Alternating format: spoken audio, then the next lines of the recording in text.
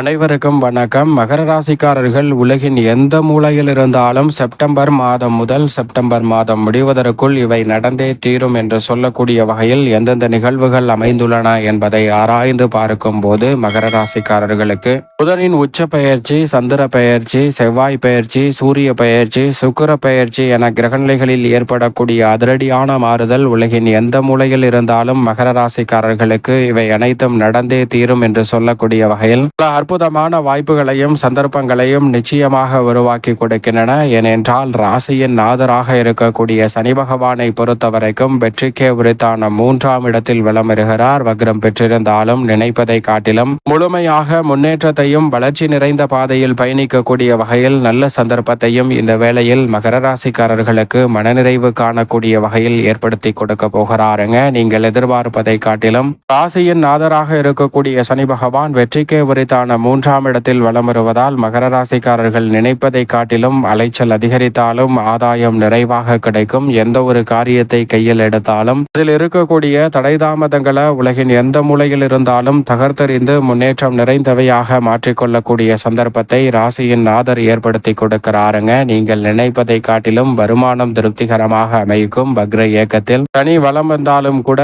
வீண் விரய செலவுகளை முதலீடாகவும் சுப விரயங்களாகவும் மாற்றக்கூடிய நல்ல சந்தர்ப்பத்தை மகர ராசிக்காரர்களுக்கு ஏற்படுத்தி கொடுக்க போகிறாருங்க. பொருளாதார ரீதியான சிக்கல்கள் முற்றிலுமாக விலகுவதோடு பொருளாதார தேவைகள் இந்த தருணத்தில் சிறப்பாக பூர்த்தியாகும். நீங்கள் நினைப்பதை காட்டிலும் ராசியின் ஆதர் வெற்றிக்கு உரித்தான 3இல் வலம் வருவதால் பல வகையில மகிழ்ச்சி காணக்கூடிய வகையில் பல இனிமையான செய்திகள் நிச்சயமாக உங்களை தேடி மகர ராசிக்காரர்களுக்கு வரம் வரப்போகிறது. நீங்கள் நினைப்பதை காட்டிலும் தொழில், வியாபாரம், உத்தியோக ரீதியாக அடுத்தடுத்து சிறப்பான வாய்ப்புகளை உருவாக்கி கொள்ளக்கூடிய யோகம் உண்டு. அது மட்டுமல்லாது சந்திரன் 12 இடங்களிலும் மாறி மாறி வலம் வருகிறார். நன்மை தீமை கலந்த ஒரு அமைப்பை தான் ஏற்படுத்துகிறார். ஆனால் சந்திரன் உச்சம் பெறும்போது மகர ராசிக்காரர்களுக்கு மிக சிறப்பான வாய்ப்புகள் வலுவாகவே கிடைக்கும். அது மட்டுமல்லாது அஷ்டமத்தில் வலம் வரக்கூடிய வித்யாகாரகரான புதன் அஷ்டமத்தை விட்டு விலகி பாகியஸ்தானமாகிய 9இல் உச்சம் பெறுகிறாருங்க. சுக்கிரன் மிக வலுவாக சஞ்சரிக்கக்கூடிய வேளையில் வித்யாகாரகரான புதன் நீங்கள் நினைப்பதை காட்டிலும் உச்சம் பெறும் தருணம் வரவேற்கக்கூடிய வகையில் மிக சிறப்பான மாறுதலை அள்ளி கொடுக்கிறது. ராசிக்கு 6 மற்றும் 9ஆம் இடத்தின் அதிபதியான புதனை சனி பகவான் நட்பு கிரகமாக பார்க்கிறாருங்க.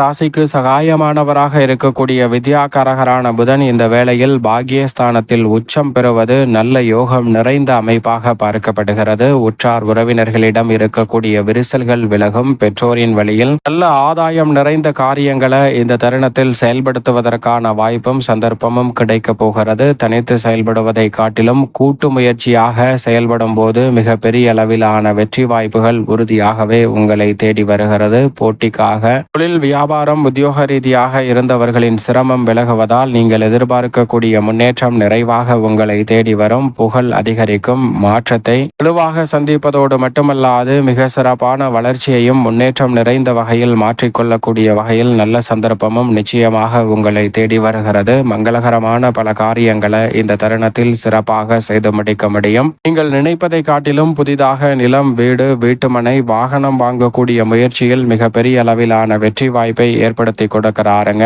வித்யாகாரகரான புதன் ராஜயோகம் என்று சொல்லக்கூடிய வகையில் பல மனக்கசப்புகள் இந்த தருணத்தில் விலகி உறவு வலுப்படுவதோடு எதிர்பார்க்கக்கூடிய பல காரியங்கள் அற்புதமாக கைகூடும் சிறப்பான தருணமாகவும் அமைய போகிறது. அது மட்டுமல்லாது ராசியின் ராஜயோகாதிபதியான செவ்வாய் 9இலிருந்து கர்மஸ்தானமாகிய 10இல் நுழைகிறார். ராசிக்கு 4 மற்றும் 11ஆம் இடத்தின் அதிபதியாகவும் ராசியின் உச்ச அதிபதியாகவும் இருக்கிறார் செவ்வாய். அவர் மிக வலுவாக இந்த வேளையில் தொழில் ஸ்தானத்திற்குள் நுழைந்திருப்பதால் தொழில் வளம் சிறப்பாக அமையக்கூடிய அற்புதமான தருணமாக பார்க்கப்படுகிறது. வாடிக்கையாளர்களின் எண்ணிக்கை உயரும். எதிர்காலத்தை பற்றி அச்சம், குழப்பம் நீங்கக்கூடிய வகையில் உத்தியோகம், தொழில் ரீதியாக மிக சிறப்பான வளர்ச்சிக்கான வாய்ப்பையும் சந்தர்ப்பத்தையும் செவ்வாய் இந்த வேளையில் ஏற்படுத்தி கொடுக்க போகிறார். தொழில் மற்றும் வியாபாரம், உத்தியோக ரீதியான பணிகளில் இருக்கக்கூடிய சங்கடங்கள் மறையும். உத்தியோகத்தில் மேல் அதிகாரிகளின் ஆதரவும் நிர்வாகத்தின் ஒத்துழைப்பும் மிகப்பெரிய அளவில் பக்கபலமாக அமைய போகிறது. குரு மங்கள யோகம் கிடைப்பதால் திருமணம், புத்திரபாகியம் உள்ளிட்ட பல்வேறு வகையான சுபகாரியங்கள் மிகவும் சிறப்பாக கைகூடும். இந்த தருணத்தில் நிலம் வாங்குவதற்கான அற்புதமான யோகம் உங்களை தேடி வருகிறது. நிலம், வீடு, வீட்டுமனை, வாகனம் வாங்கக்கூடிய முயற்சியில் வெற்றி கிடைப்பதோடு கட்டிடம் கட்டும் பணியை துவங்குவதற்குரிய ஒரு தருணமாகவும் கட்டிடத்தை கட்டுவது மட்டுமல்லாது புதிதாக வீடு வாங்குவதற்கான அற்புதமான யோகமும் இந்த வேளையில் உறுதியாகவே மகர ராசிக்காரர்களாகிய உங்களை தேடி வருகிறது என்பதை செவ்வாய் உறுதிப்படுத்துகிறார். அஷ்டமாதிபதியான சூரியன் அஷ்டமஸ்தானத்தில் ஆட்சி பலம் பெற்று வலம் வரக்கூடிய வேளையில் அஷ்டமத்தை விட்டு விலகி பாகியஸ்தானமாகிய 9 நுழைகிறார். எனவே பல வகையில் நன்மையும் முன்னேற்றமும் இந்த தருணத்தில் நிறைவாக உங்களை தேடி வரப்போகிறது. நீங்கள் நினைப்பதை காட்டிலும் மிக சிறப்பான முன்னேற்ற வாய்ப்புகளை சூரியன் அஷ்டமத்தை விட்டு விலகுவதால் ஏற்படுத்தி கொடுக்க போகிறாருங்க. பொதுவாக எந்த ஒரு கிரகமாக இருந்தாலும் அஷ்டமத்தை விட்டு விலகுவது மிக சிறப்பான வளர்ச்சியை ஏற்படுத்தி கொடுக்கும். அந்த வகையில் உஷ்ண கிரகமாக இருக்கக்கூடிய சூரியன் அஷ்டமத்தை விட்டு விலகுவதால் உடல்நல ஆரோக்கிய தொல்லைகள் உள்ளிட்ட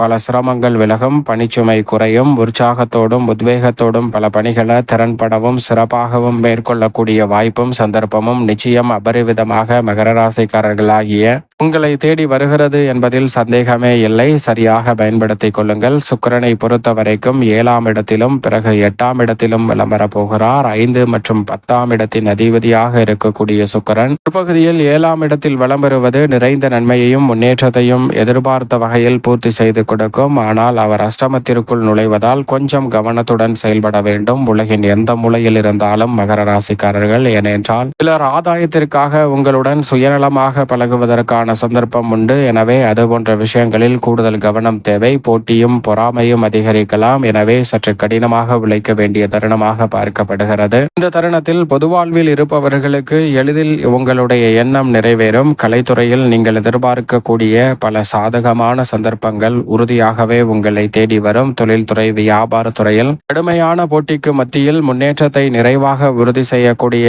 வாய்ப்பும் சந்தர்ப்பமும் மகர ராசிக்காரர்களுக்கு நிச்சயமாக கிடைக்க இருக்கிறது என்பதை சுக்கிரன் உறுதிப்படுத்துகிறார். நிழல் கிரகமான ராகு கேதுவை பொறுத்த வரைக்கும் ராகு தனஸ்தானத்திலும் கேது அஷ்டமத்திலும் இருக்கிறார். எதிர்காலத்தை பற்றி அச்சம் இல்லாமல் சிறப்பாக செயல்படக்கூடிய சந்தர்ப்பத்தை ராகு ஏற்படுத்தினாலும் கேது அஷ்டமத்தில் நிலை கொண்டிருப்பதால் இனம் புரியாத கவலை என்பது உலகின் எந்த மூலையில் இருந்தாலும் மகர ராசிக்காரர்களுடைய மனதில் உண்டு. எனவே அதுபோன்ற விஷயங்களை சற்று விலக்கி வைத்து கூடுதல் கவனத்துடனும் விழிப்புணர்வுடனும் செயல்பட்டால் கேதுவால் ஏற்படக்கூடிய அஷ்டம பாதிப்புகள் விலகி நல்ல மாற்றம் கிடைக்கும். முழு சுபகிரகமான குரு தனது சொந்த நட்சத்திரத்தில் வலம் வருகிறார். எனவே யோகஸ்தானமாகிய 6ல் இருந்தாலும் கடன் சார்ந்த தொல்லைகள், ஆரோக்கிய தொல்லைகள் உள்ளிட்ட பல சிரமங்களை விளக்குவதோடு இந்த தருணத்தில் எதிரிகளும் நண்பர்களாக மாறக்கூடிய வகையில் குரு பகவான் யோகஸ்தானத்தை வலுப்படுத்துவதால் நிறைந்த நன்மையும் முன்னேற்றமும் உறுதியாக மகர ராசிக்காரர்களாகிய உங்களை தேடி வரப்போகிறது. நீங்கள் நினைப்பதை காட்டிலும் திட்டமிடுதலை காட்டிலும் பல்வேறு வகையான காரிய வெற்றிகளை